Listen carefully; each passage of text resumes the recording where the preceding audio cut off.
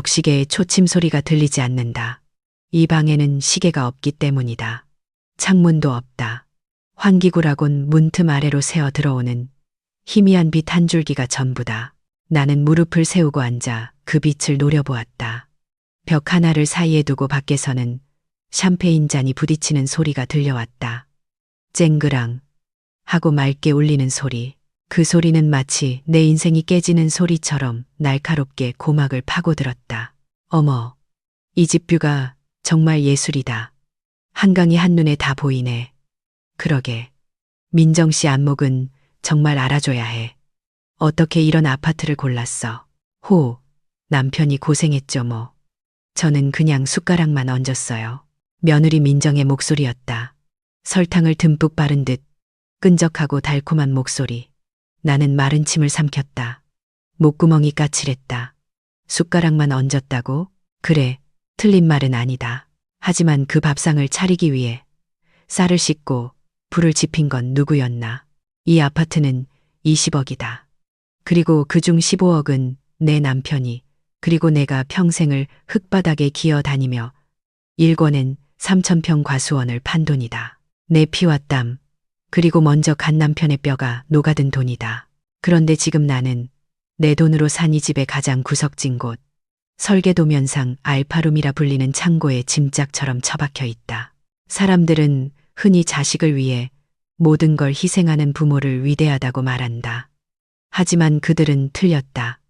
희생은 보험이 아니다. 그것은 때로 가장 잔인한 도박이며 나는 그 도박에서 방금 전 재산을 잃었다. 기억은 6개월 전 늦가을의 어느 날로 거슬러 올라간다. 그날따라 감나무 잎이 유난히 붉었다.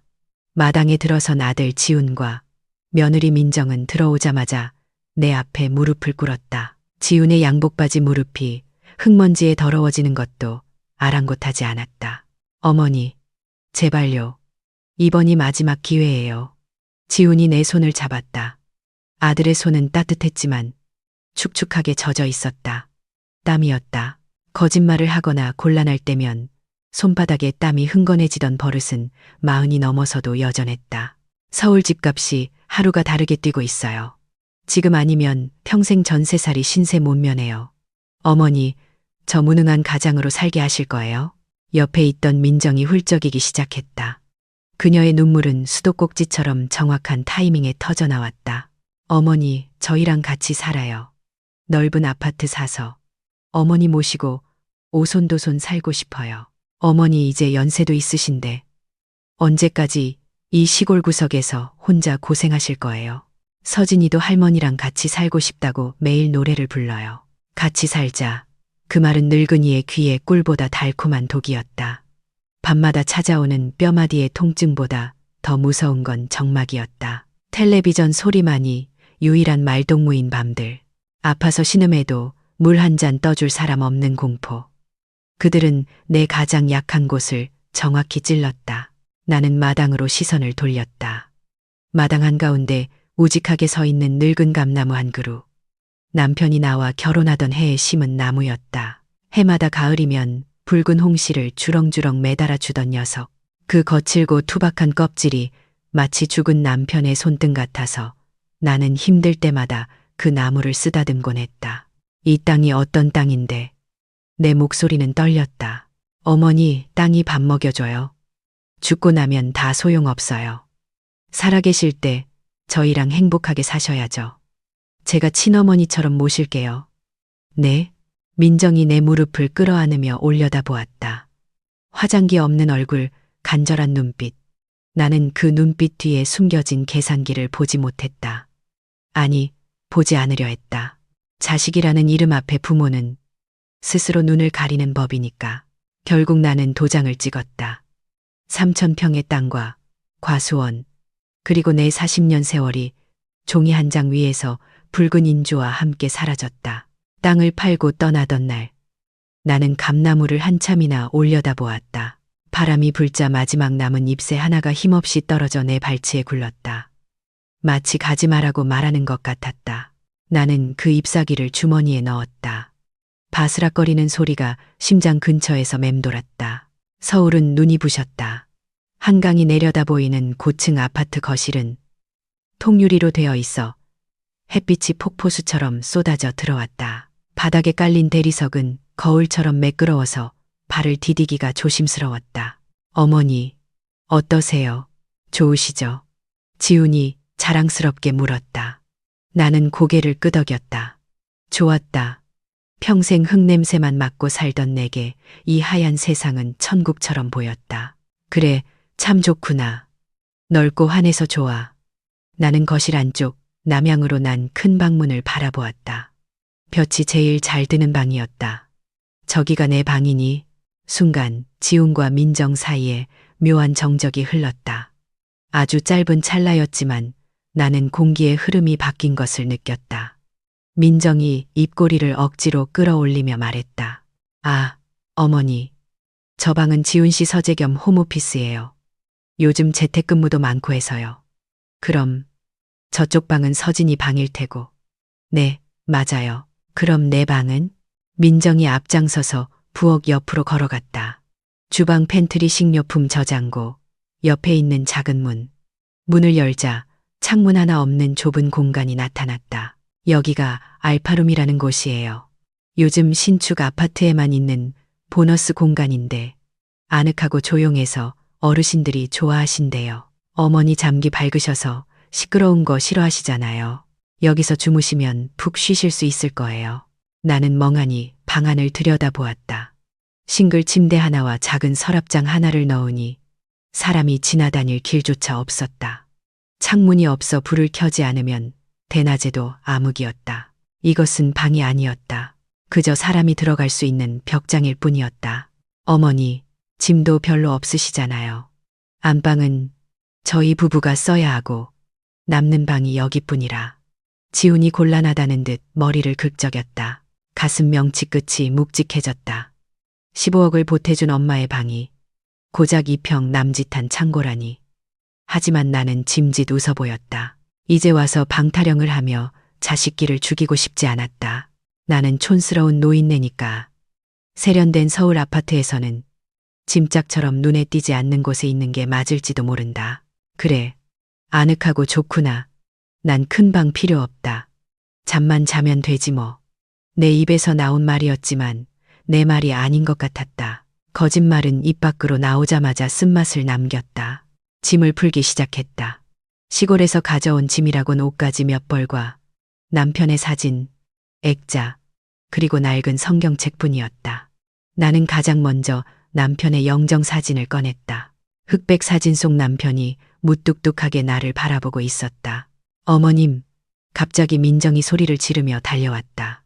그녀는 내 손에서 액자를 낚아채듯 빼앗았다. 왜 그러냐, 이거. 여기다 걸으시려고요. 그럼 내 시아버지인데 제일 잘 보이는 곳에 둬야지. 민정의 미간이 좁혀졌다. 그녀는 액자를 마치 오물을 만지듯 손가락 끝으로 잡고 있었다. 어머니, 새 집이에요. 그리고 여기 집값 비싼 동네라고요. 이런 영정사진 걸어두면 집안 분위기 어두워져요. 풍수지리적으로도 산 사람 사는 집에 죽은 사람 사진 두는 거 안 좋대요. 지훈 씨 요즘 승진 앞두고 있는데 부정 타면 어떡해요? 부정? 평생 처자식 먹여 살리느라 허리가 굽어 죽은 남편이 부정이라니. 내 안에서 무언가 툭 하고 끊어지는 소리가 들렸다. 하지만 민정은 내 대답도 기다리지 않고 액자를 다시 종이 상자 안에 처박았다. 그리고는 액자면이 바닥을 향하도록 뒤집어 놓았다. 나중에요. 나중에 정리 다 되면 그때 다시 봐요. 일단은 넣어둘게요. 그녀는 상자 뚜껑을 덮어버렸다. 어둠 속으로 사라진 남편. 나는 아무 말도 할 수 없었다. 내 입은 꿰매진 듯 열리지 않았다. 나는 그저 멍하니 서서 닫힌 상자를 바라볼 뿐이었다. 내 인생도 저 상자처럼 뚜껑이 덮여버린 것 같았다. 다시 현재, 밖에서는 웃음소리가 더 커졌다. 어머니는 안 계셔. 손님 중 누군가가 물었다. 아, 어머니 시골에서 올라오신 지 얼마 안 돼서 몸이 좀 안 좋으세요. 지금 주무세요. 촌에 계시다 오셔서 그런지 서울 생활 적응을 힘들어 하시네요. 낯도 많이 가리시고. 민정이 능숙하게 대답했다. 거짓말이다. 나는 아프지 않다. 나는 낯을 가리지도 않는다. 다만 민정이 아침에 내게 던진 말 때문에 여기 갇혀 있는 것이다. 어머니, 오늘 제 대학 동창들이랑 지훈 씨 회사 임원분들 오시는 거 아시죠? 다들 교양 있고 세련된 분들이에요. 어머니 나오셔서 괜히 촌스러운 옷 입고 왔다 갔다 하시면 사람들이 흉봐요. 그냥 방에 계세요. 제가 맛있는 거 따로 챙겨 드릴게요. 네, 그녀는 나를 부끄러워했다. 15억은 달가웠지만 그 돈을 준 늙고 촌스러운 시어머니는 부끄러운 존재였다. 배가 고팠다. 아침부터 손님 맞이 음식을 준비하느라 물 한 모금 제대로 마시지 못했다. 갈비찜 냄새가 문틈으로 스며들어왔다.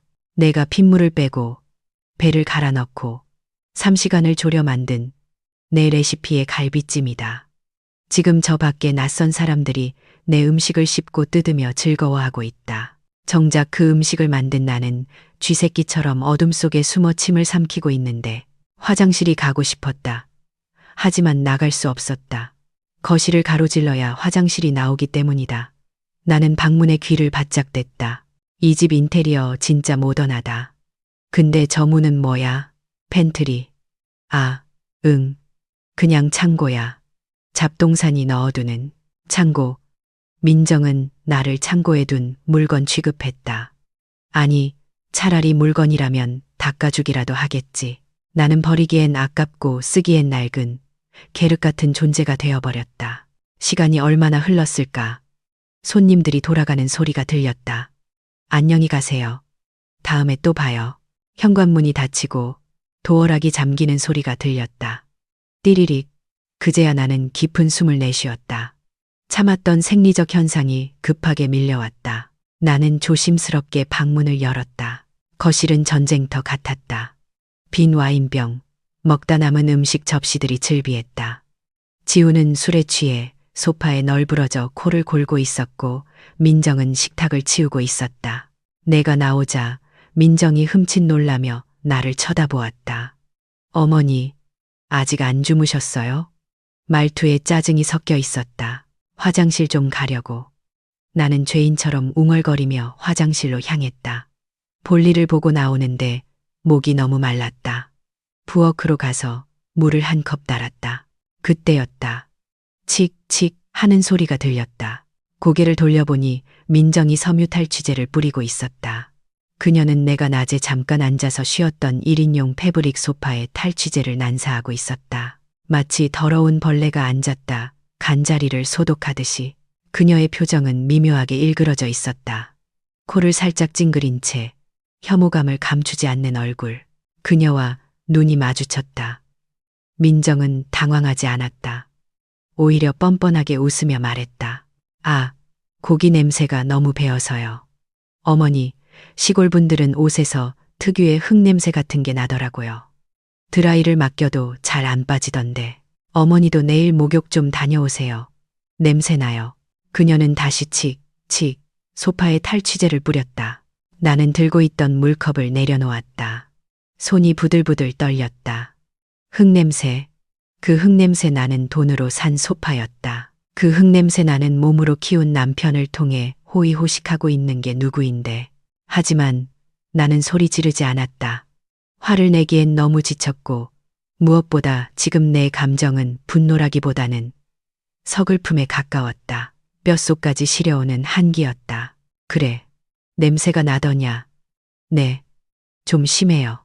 친구들이 눈치챌까봐 얼마나 조마조마했는지 몰라요. 민정은 대수롭지 않다는 듯 뒤돌아서서 남은 설거지를 시작했다. 달그락거리는 그릇 소리가 거실을 채웠다. 나는 다시 내 방, 아니 창고로 돌아왔다. 문을 닫자 다시 어둠이 찾아왔다. 침대에 걸터 앉아 주머니를 뒤적였다. 손끝에 바스락거리는 것이 잡혔다. 시골집을 떠나던 날 주워 옷 말라 비틀어진 감나무 잎이었다. 잎사귀를 꺼내 코에 대보았다. 아무 냄새도 나지 않았다. 흙 냄새도 바람 냄새도 다 사라지고 그저 바짝 마른 먼지 냄새뿐이었다. 그 순간 나는 깨달았다. 나는 가족이 아니었다. 나는 그저 다 쓰고 난 껍데기였다. 알맹이는 저들이 다 파먹고 이제는 냄새가 난다며 쓰레기통에 버려지길 기다리는 껍데기. 어둠 속에서 내 눈이 차갑게 번득였다. 눈물은 나오지 않았다. 대신 가슴속 깊은 곳에서 단단하고 차가운 몽우리 같은 것이 잡히기 시작했다. 나는 베개 밑 깊숙한 곳에 손을 넣었다. 차가운 금속의 감촉이 느껴졌다. 아직 며느리에게 뺏기지 않은 유일한 것. 나의 인감도장. 이 도장이 이 집에서 내 목숨줄이 될 줄은 그때는 미처 몰랐다. 1부 끝. 새벽 5시. 알람은 필요 없었다. 내 몸에 새겨진 60년의 습관은 어떤 최첨단 스마트폰 알람보다 정확했다.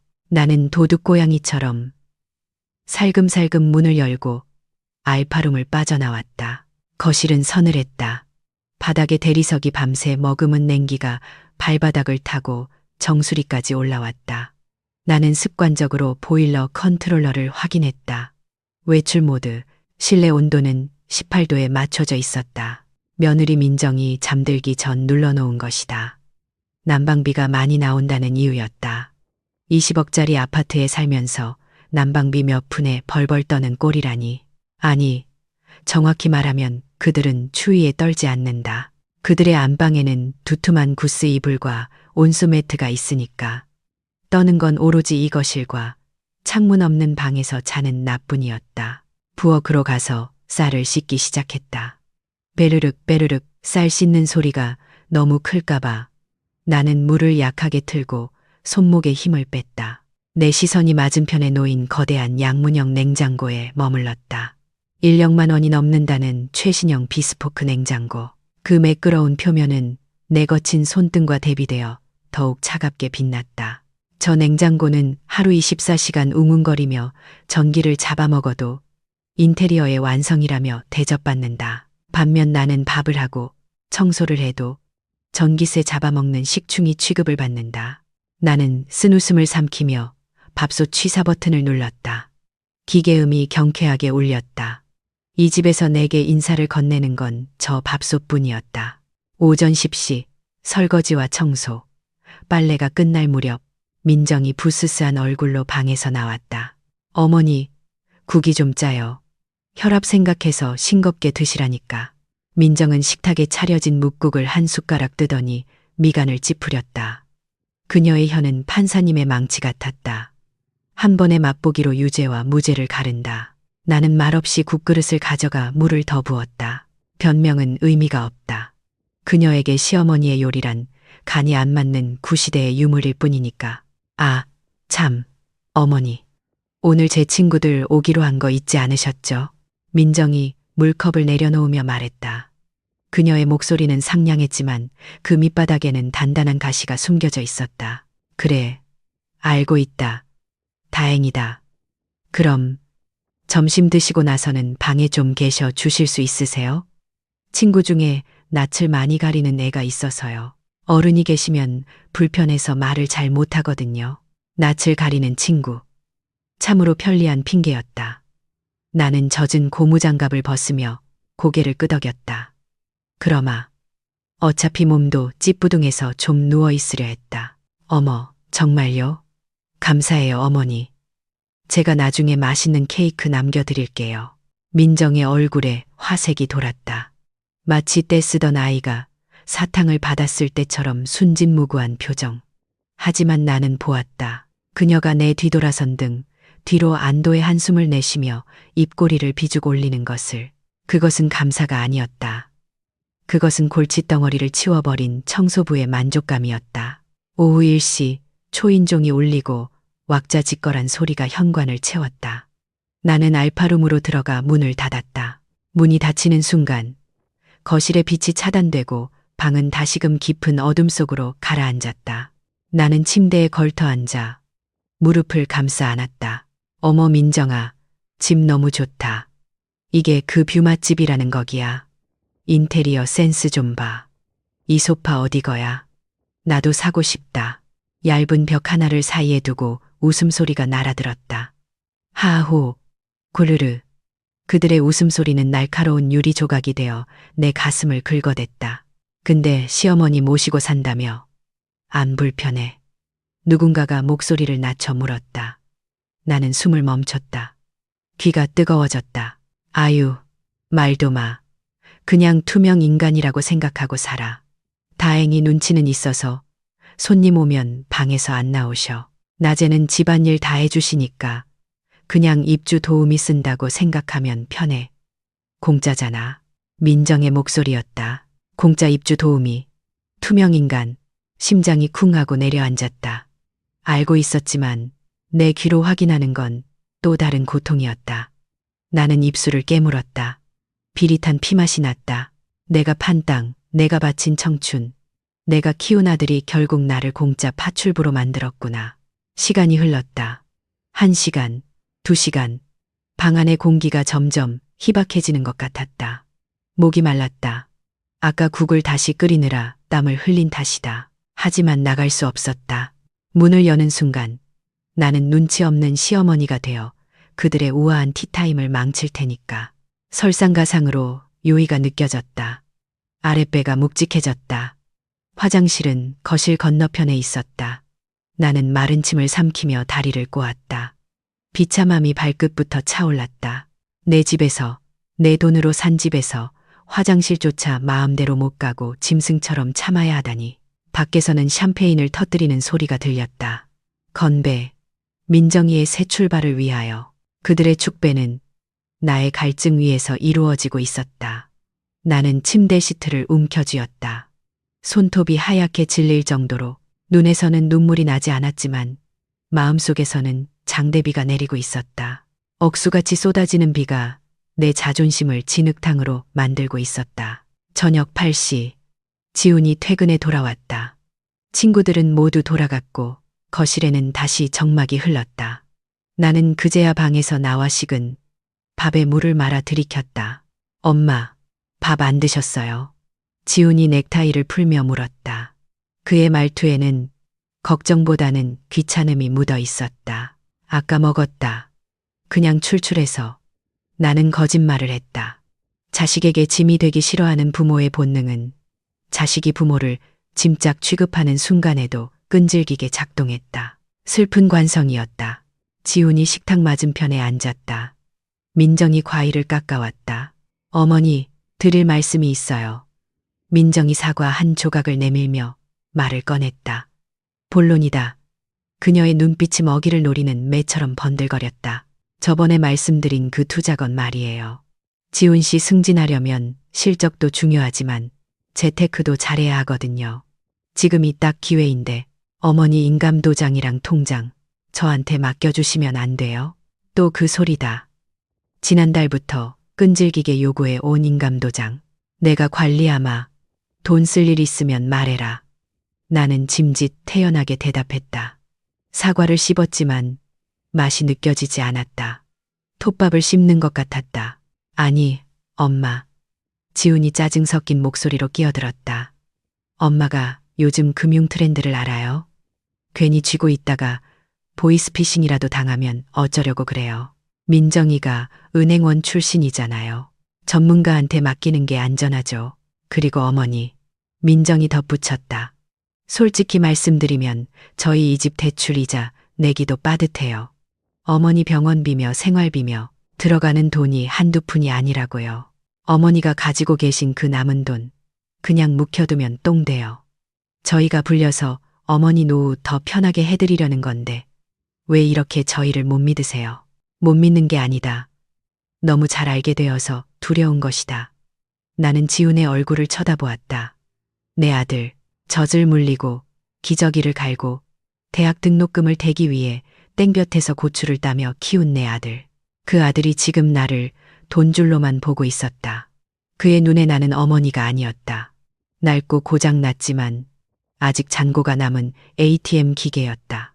관리비 명세서 보니까 이번 달 전기세랑 수도세도 엄청나게 나왔더라. 지훈이 혼잣말처럼 중얼거렸다. 엄마, 낮에 혼자 계실 때 보일러 너무 세게 틀지 마세요.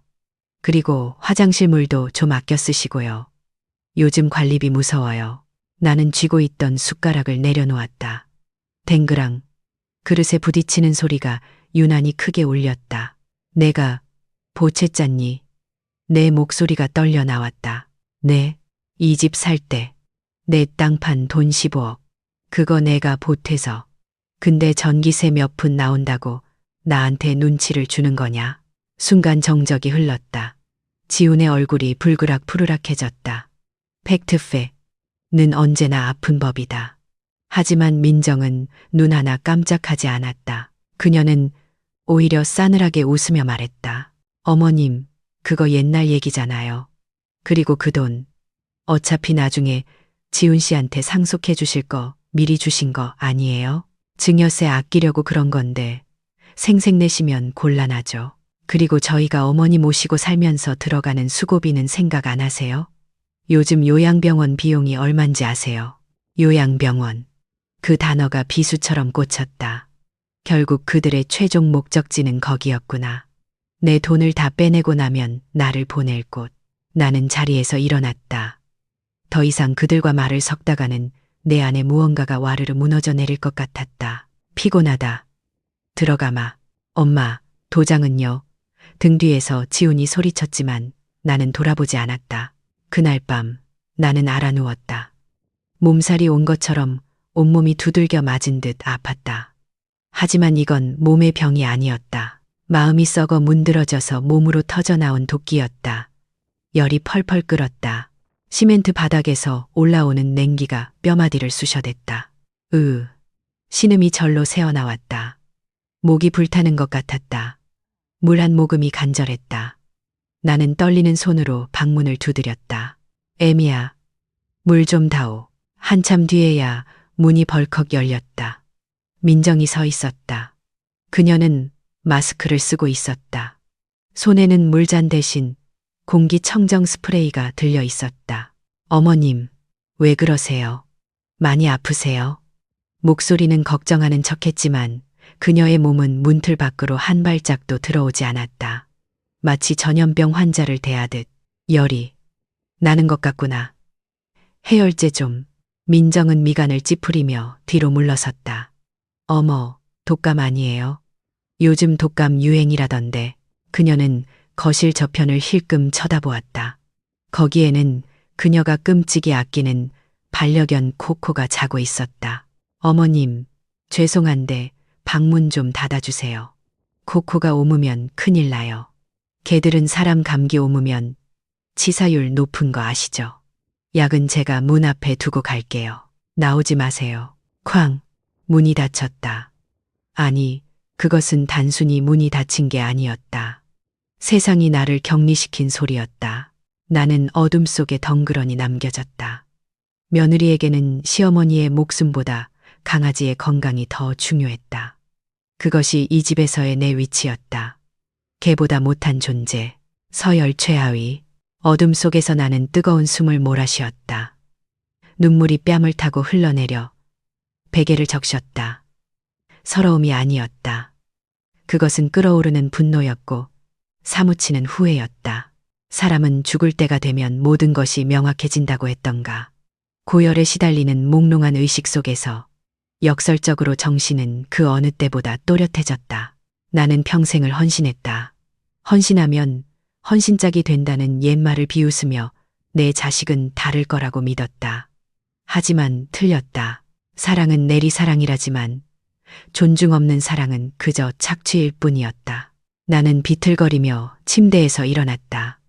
베개 밑을 더듬었다. 차가운 인감도장이 손에 잡혔다. 이것마저 뺏기면 나는 끝이다. 하지만 내가 이것을 쥐고 있는 한 아직 끝난 게 아니다. 나는 열에 들뜬 눈으로 닫힌 문을 노려보았다. 문틈으로 새어들어오는 거실의 불빛이 희미하게 일렁였다. 그래, 코코한테 옮길까봐 겁난다고 했지. 나는 주먹을 꽉 쥐었다. 손톱이 살을 파고들었다. 그럼 내가 너희들에게 진짜 무서운 전염병이 되어주마. 평생 잊지 못할 아주 지독한 병이. 나는 다시 침대에 쓰러졌다. 의식이 흐려졌지만 손에 쥔 도장만은 놓지 않았다. 그것은 이제 단순한 도장이 아니었다. 그것은 내 부러진 자존심을 다시 세울 유일한 무기였고 이 차가운 감옥을 부수고 나갈 열쇠였다. 내일 아침이 밝으면 나는 더 이상 예전의 김선자가 아닐 것이다. 2부 끝. 나는 눈을 감았다. 하지만 잠들지 않았다. 아니, 잠들 수 없었다. 내 몸은 불덩이처럼 뜨거웠지만 머릿속은 얼음물에 담근 듯 차갑고 또렷해지고 있었다.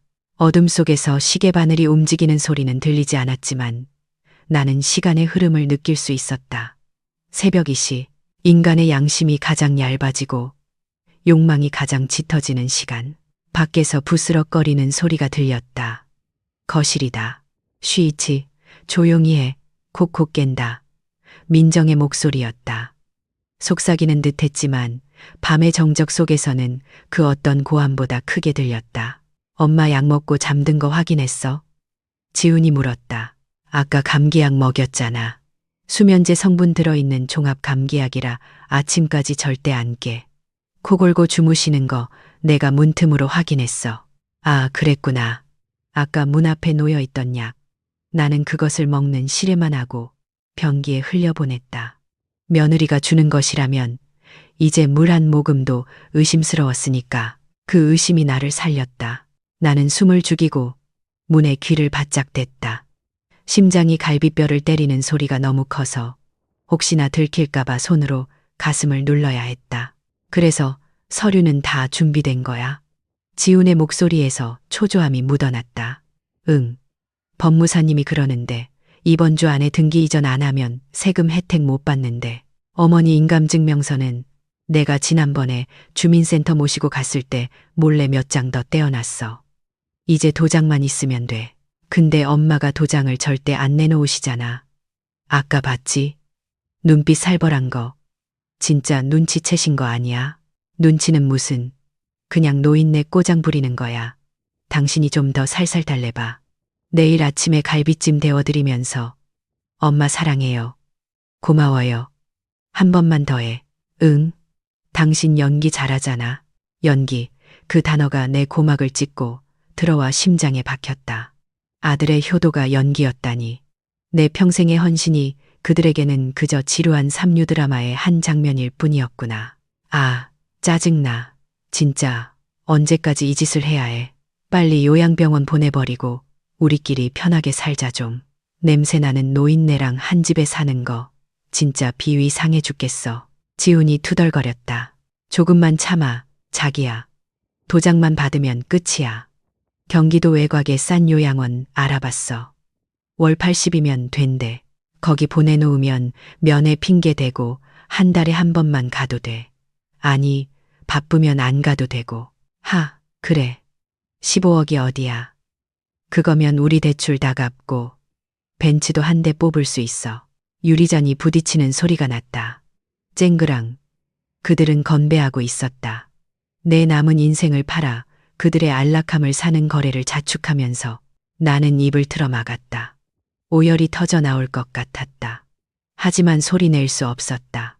지금 울면 모든 게 끝이다. 나는 짐승처럼 웅크린 채 눈물 대신 피를 삼켰다. 사람들은 흔히 말한다.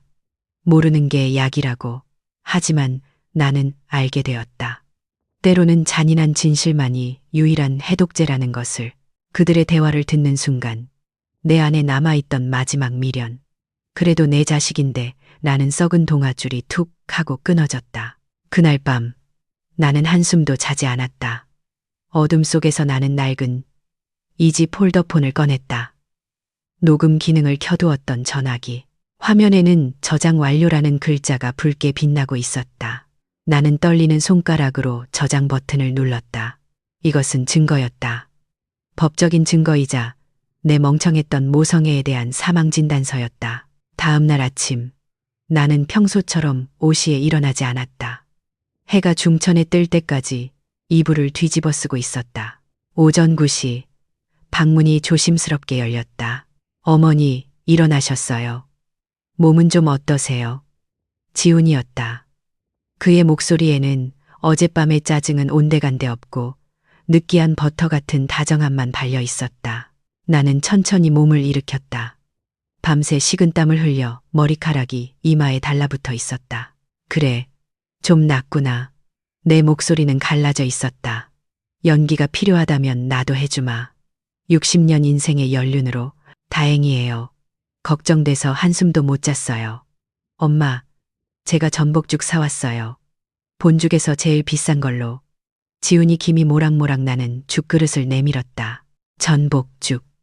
평소엔 비싸서 못 사 먹는다며 라면만 끓여주던 놈이 도장이 급하긴 급한 모양이었다. 고맙다. 나는 숟가락을 들었다.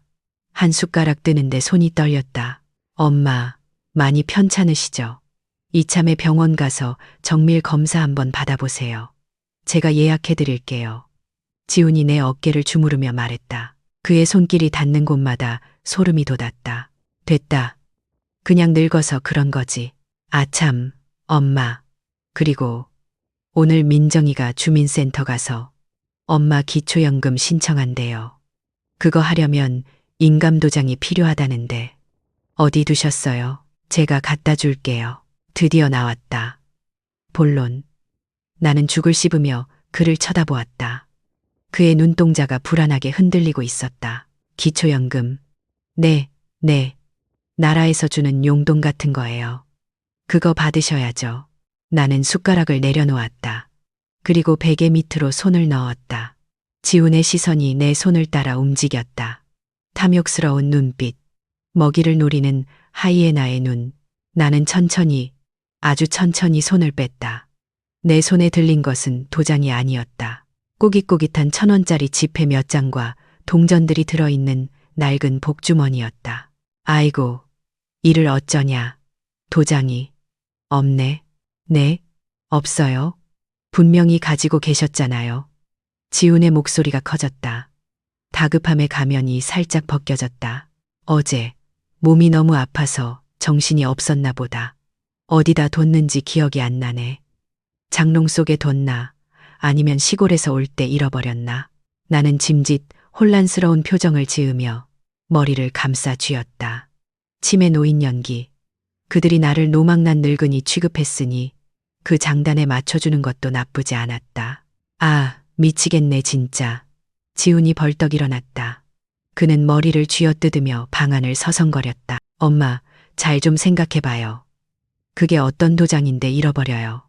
오늘 그거 없으면 안 된단 말이에요. 오늘 꼭 필요하냐? 기초연금 신청이 그리 급한 거냐? 내가 되물었다. 아, 네. 오늘이 마감이에요. 오늘 안 하면 한 푼도 못 받아요. 거짓말. 기초연금에 마감이 어디 있나?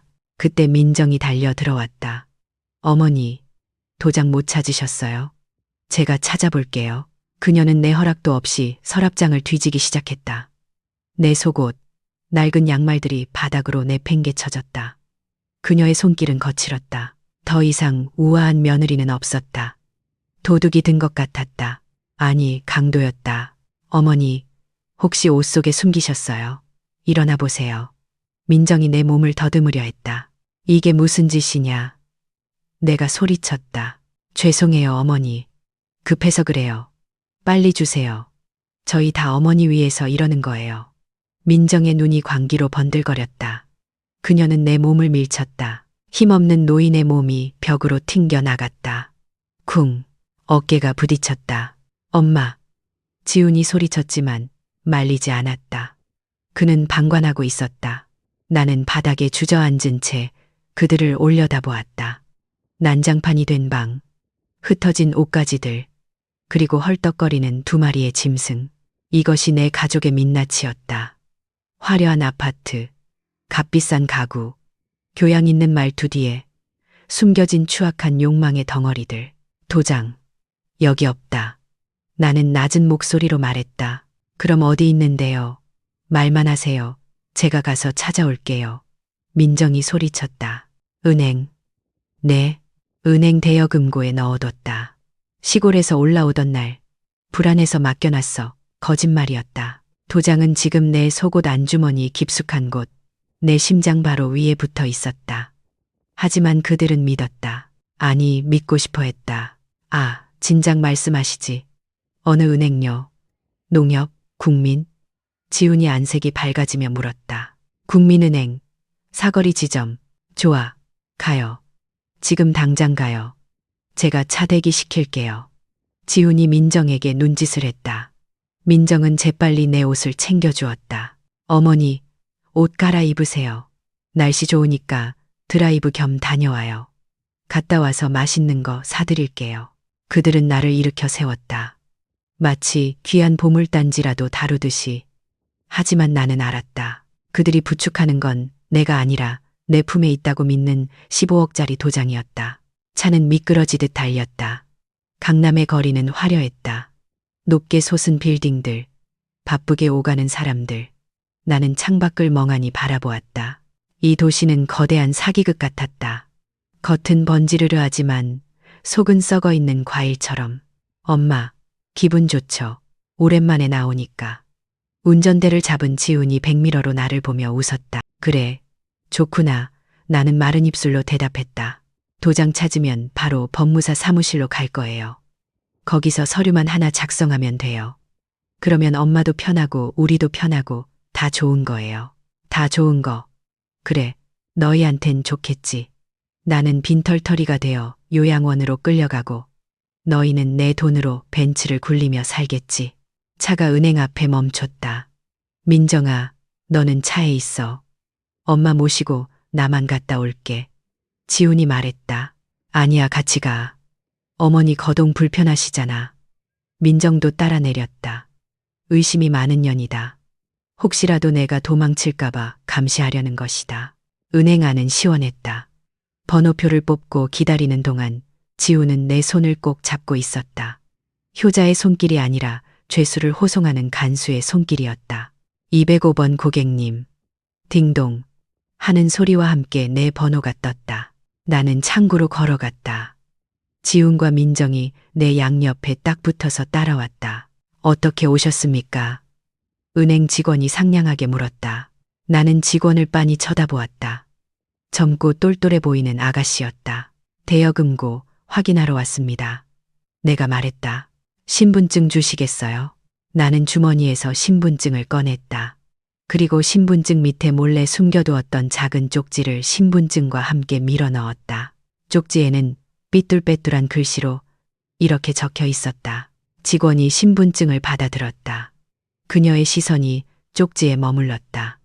순간 그녀의 눈동자가 커졌다. 그녀는 고개를 들어 나를 보았다. 나는 눈을 깜빡였다. 간절하게. 제발. 직원은 프로였다. 그녀는 표정을 바꾸지 않았다. 아, 김선자 고객님. 잠시만요. 본인 확인 절차가 필요해서 시간이 좀 걸리겠네요. 뒤에 계신 분들은 잠시 대기석에서 기다려 주시겠습니까? 보안 규정상 금고 업무는 본인만 가능합니다. 아, 저희는 아들 며느리인데. 지훈이 우물쭈물했다. 죄송합니다. 규정이라서요. 저쪽 소파에 앉아 계시면 금방 끝납니다. 직원이 단호하게 말했다. 지훈과 민정은 서로 눈치를 보더니 어쩔 수 없다는 듯 물러났다. 엄마, 금방 하고 와요. 우리 저기 있을게. 그들이 멀어지자 직원이 컴퓨터 자판을 두드리는 척하며 작은 목소리로 말했다. 어르신, 지금 비상벨 눌렀습니다. 경찰 곧 올 거예요. 조금만 시간 끄시면 돼요. 나는 고개를 끄덕였다. 다리에 힘이 풀릴 것 같았지만 카운터를 붙잡고 버텼다. 3분. 경찰이 오는데 걸리는 시간. 그 3분이 내 인생에서 가장 긴 시간이었다. 나는 뒤를 돌아보았다. 지훈과 민정이 소파에 앉아 나를 주시하고 있었다. 그들은 웃고 있었다. 곧 손에 들어올 돈을 상상하며 바보 같은 것들. 너희가 기다리는 건 돈이 아니라 은팔찌란다. 그때였다. 은행 입구로 제복을 입은 경찰 2명이 들어왔다. 무슨 일입니까? 은행 안의 모든 시선이 경찰에게 쏠렸다. 지훈과 민정도 놀란 표정으로 쳐다보았다. 직원이 자리에서 일어나 나를 가리켰다. 저분입니다. 보호가 필요합니다. 경찰이 내게 다가왔다. 할머니, 괜찮으세요? 나는 그제야 참았던 숨을 토해냈다. 그리고 지훈과 민정을 향해 손가락질했다. 저놈들이 내 돈을 뺏으려고 나를 가두고. 엄마, 무슨 소리야. 지훈이 벌떡 일어나 달려오려 했다. 하지만 다른 경찰이 그를 막아섰다. 잠깐만요. 다가오지 마세요. 아니, 우리 엄마라니까요. 엄마가 노망이 나셔서 그래요. 치매예요. 치매. 민정이 악을 썼다. 치매. 나는 품속에서 녹음기를 꺼냈다. 내 정신은 멀쩡하다. 여기 너희가 어젯밤에 짓거린 말들이 다 들어있다. 나는 녹음기 재생 버튼을 눌렀다. 은행 안에 쩌렁쩌렁하게 그들의 목소리가 울려 퍼졌다. 은행 안의 공기가 얼어붙었다. 사람들은 경악하며 지훈과 민정을 쳐다보았다. 지훈의 얼굴이 하얗게 질렸다. 민정은 입을 떡 벌린 채 아무 말도 하지 못했다. 그것은 완벽한 공개 처형이었다. 당신들을 노인 학대 및 감금, 협박 혐의로 긴급 체포합니다. 경찰이 지훈의 손목에 수갑을 채웠다. 철컥, 그 차가운 금소금이 나에게는 자유의 종소리처럼 들렸다. 나는 그들을 외면하고 은행 밖으로 걸어 나갔다. 햇살이 쏟아졌다. 눈이 부시게 파란 하늘이었다. 나는 숨을 크게 들이마셨다. 비로소 공기 맛이 났다. 3부 끝. 경찰서 조사실의 공기는 탁했다. 곰팡이 핀 지하방 냄새와 소독약 냄새가 뒤섞인 죄와 벌의 냄새였다. 지훈과 민정은 내 앞에 무릎을 꿇고 있었다. 불과 1시간 전만 해도 은행 VIP실 소파에 앉아 샴페인 잔을 부딪히던 그들이었다. 지금 그들의 모습은 장마철에 둑이 터져 떠내려온 쓰레기 봉투처럼 처참하게 구겨져 있었다. 어머니, 제발요. 이거 다 오해예요. 우리가 엄마를 얼마나 사랑하는데. 그냥 홧김에 한 말이에요. 지훈이 내 바짓단을 잡고 매달렸다. 그의 눈물은 진실했지만 그 진실의 원천은 효심이 아니라 공포였다. 어머니, 저 서진이 엄마예요. 서진이 생각해서라도 이러시면 안 되죠. 제가 감옥 가면 서진이는 누가 키워요? 민정은 끝까지 아이를 방패로 삼았다. 그녀의 마스카라가 눈물에 번져 검은 잉크처럼 뺨을 타고 흘러내렸다. 마치 그녀의 검은 속내가 밖으로 새어나온 것 같았다. 나는 그들을 내려다보았다. 분노는 이미 사그라들었다. 남은 것은 지독한 피로감, 그리고 서늘한 연민뿐이었다. 오해라고 했니? 나는 품에서 녹음기를 꺼내 탁자 위에 올려놓았다. 사람의 혀는 뼈가 없어서 거짓말을 하지만 기계는 거짓말을 안 한다. 너희가 나를 냄새나는 노인네라고 불렀을 때 너희는 이미 내 자식이기를 포기한 거야. 그때 철컥 문이 열리고 양복을 입은 중년 남자가 들어왔다. 박 변호사였다. 남편의 고향 후배이자 내가 몰래 연락해둔 사람이었다. 오셨습니까, 형수님? 박 변호사가 서류 가방에서 두툼한 서류 뭉치를 꺼냈다. 이게 뭐예요? 민정이 떨리는 목소리로 물었다. 부담부 증여 취소, 소송 소장입니다. 박 변호사가 건조한 목소리로 말했다. 김 선자님께서 제공하신 15억 원은 부모 부양이라는 조건을 전제로 한 증여였습니다. 하지만 두 분은 부양의 의무를 저버린 것을 넘어 학대와 유기, 방임까지 저질렀습니다.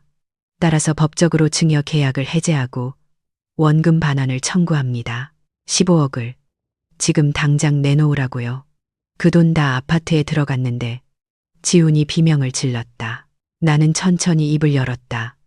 그럼 집을 팔아라. 네? 집을 팔아서 내 돈을 돌려달란 말이다. 만약 못 주겠다면 너희는 사기죄와 존속학대 혐의로 형사처벌까지 받게 될 거다. 선택은 너희 몫이야. 감옥에서 썩든가 빈털터리가 되든가. 지훈의 눈동자가 지진난 땅처럼 흔들렸다. 그는 내가 알던 순한 아들이 아니었다. 그는 그저 욕망이라는 기생충의 영혼을 파먹힌 껍데기일 뿐이었다. 어머니, 정말 이러실 거예요. 저희 길바닥에 나앉으란 말이에요. 길바닥. 나는 헛웃음을 흘렸다. 나는 3,000평 땅을 팔아 너희에게 줬다. 그런데 너희는 나를 창문도 없는 창고에 가뒀지. 길바닥이 차라리 그 창고보다는 따뜻할 거다. 나는 자리에서 일어났다. 박 변호사가 내미는 서류의 도장을 찍어야 했다. 나는 주머니에서 인감 도장을 꺼냈다. 그토록 그들이 탐냈던 붉은 대추나무 도장. 민정의 시선이 도장에 꽂혔다. 하지만 이제 그녀는 그것을 가질 수 없었다. 나는 서류 위에 도장을 꾹 눌렀다. 붉은 인주가 선명하게 찍혔다. 그것은 내 재산을 지키는 도장이 아니었다. 내 남은 인생을 구원하는 마침표였다. 다음 날 나는 짐을 챙기러 아파트에 들렀다. 비밀번호는 바뀌어 있지 않았다. 바꿀 정신도 없었으리라. 집안은 고요했다. 지훈과 민정은 방 안에 처박혀 나오지 않았다. 거실에는 어제 은행에 가기 전 그들이 마시던 커피잔이 그대로 말라붙어 있었다. 나는 곧장 알파룸으로 향했다. 문을 열자 익숙한 어둠과 퀴퀴한 냄새가 나를 반겼다. 좁은 침대, 낡은 서랍장, 불과 하루 전까지 나의 감옥이었던 곳. 하지만 이제 이곳은 그저 텅 빈 공간일 뿐이었다. 나는 트렁크를 펼쳤다. 옷가지 몇 벌, 성경책, 그리고 서랍 깊숙한 곳에 엎어두었던 남편의 영정사진을 꺼냈다. 사진 속 남편이 희미하게 웃고 있는 것 같았다. 여보, 이제 갑시다. 여기가 어디라고 촌놈이 넥타이 매고 앉아 있어. 우리 집 가자. 나는 사진을 품에 안았다. 액자의 유리가 차가웠지만 내 가슴은 뜨거웠다. 마지막으로 거실로 나왔다. 통유리 너머로 한강이 보였다. 사람들은 저 뷰를 보기 위해 평생을 바쳐 빚을 갚는다. 하지만 내 눈에는 저 강물이 거대한 하수구처럼 보였다. 욕망을 토해내고 배신을 삼키며 흐르는 검은 물. 안방 문이 살짝 열려 있었다. 문틈으로 지훈과 민정이 싸우는 소리가 들렸다. 네가 엄마한테 좀만 잘했어도 이런 일 없었잖아. 웃기지 마. 당신이 벤츠 뽑자고 꼬드긴 거잖아. 이제 어떡할 거야? 당장 대출금 어떻게 갚냐고. 서로를 물어뜯는 짐승들의 울음소리. 나는 조용히 현관문을 닫았다. 도어락이 잠기는 소리가 들렸다. 띠리릭. 그것은 내 인생의 이막이 시작되는 소리였다. 3개월이 지났다. 강원도 홍천. 작은 산자락 아래. 나는 흙냄새를 맡으며 깼다. 아파트의 건조한 공기가 아니라 밤새 내린 이슬을 머금은 축축하고 비릿한 흙내음이었다. 나는 마루로 나와 기지개를 켰다. 낡은 한옥을 수리해서 들어온 지 한 달째다. 15억을 돌려받고 물론 그들은 아파트를 금매로 팔아치우고 작은 빌라로 쫓겨났다. 그 돈의 대부분을 연금 신탁에 넣었다. 그리고 남은 돈으로 이 작은 집과 텃밭을 샀다. 마당 한 구석. 내가 새로 심은 감나무 묘목이 보였다. 아직은 젓가락처럼 가늘고 잎도 몇 개 없지만 언젠가는 붉은 홍시를 매달 것이다. 그때가 되면 나는 없을지도 모르지만 나무는 남아서 이곳을 지킬 것이다. 나는 장독대로 가서 된장 항아리를 열었다. 구수한 냄새가 코끝을 찔렀다. 그래, 이게 사는 냄새지. 민정이 그토록 혐오하던 노인네 냄새. 하지만 나에게는 생명의 냄새였고 노동의 냄새였으며 정직한 땀의 냄새였다. 띠리리리 띠리리리 마루 위에 노인 전화기가 울렸다. 발신자 표시에는 아들이라는 두 글자가 떴다. 벌써 5번째 전화다. 아마도 돈이 떨어졌거나 서진이가 아프다는 핑계를 대거나 아니면 뒤늦은 참회의 눈물을 흘리며 다시 합치자고 할 것이다. 나는 전화를 받지 않았다. 그렇다고 끊지도 않았다. 그저 화면이 깜빡이는 것을 바라보았다. 예전 같았으면 가슴이 철렁해서 당장 받았을 것이다. 내 새끼 밥은 먹었나, 어디 아픈 건 아닌가 하며 전전긍긍했을 것이다. 하지만 이제는 아니었다. 사랑은 흐르는 물과 같아서 위에서 아래로 흐른다지만 썩은 물은 흐르게 두면 안 된다. 막아야 한다. 그것이 나를 위해서도 그리고 그들을 위해서도 최선이다. 벨소리가 멈췄다. 다시 정적이 찾아왔다. 참새 한 마리가 감나무 묘목에 앉았다가 포르르 날아갔다. 나는 찻잔을 들었다. 믹스커피의 달달한 향이 올라왔다. 한 모금 마시자 따뜻한 기운이 식도를 타고 내려가 텅 빈 속을 채웠다. 이제야 알 것 같다. 내 인생의 주인은 자식이 아니었다. 남편도 아니었다. 바로 김선자, 나 자신이었다. 나는 3,000평 과수원을 잃었고 20억짜리 아파트를 잃었고 하나뿐인 아들을 잃었다. 하지만 나는 나를 찾았다. 날씨 참 좋다. 나는 빈 하늘을 올려다보며 중얼거렸다.